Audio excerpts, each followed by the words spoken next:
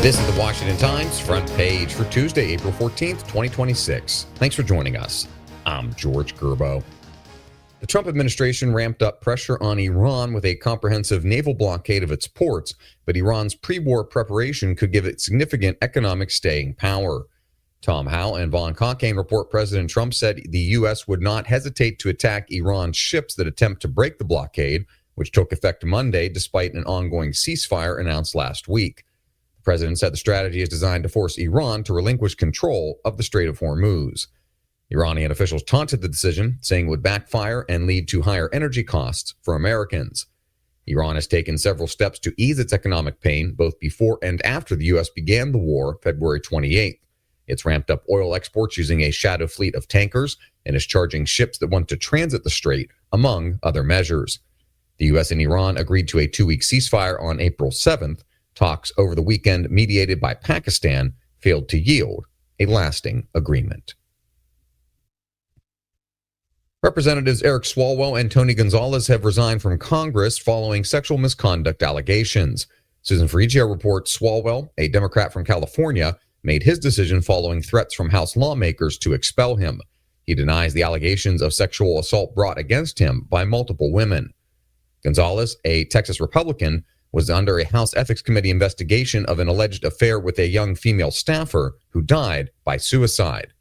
The clerk of the House will officially announce the vacancies and assume control of both offices, overseeing constituent services that are handled by staffers. A war of words erupted between President Trump and Pope Leo XIV over the war in Iran in a spat that could upend Trump's support among the Christian right. Jeff Murdoch reports Trump called the Pope weak on crime and terrible for foreign policy before posting an AI-generated image of himself as Jesus Christ healing a sick man. He deleted the post hours after a backlash among his Christian supporters. Trump's comments were quickly condemned by religious groups who say he crossed a line by disrespecting the head of the world's largest Christian denomination.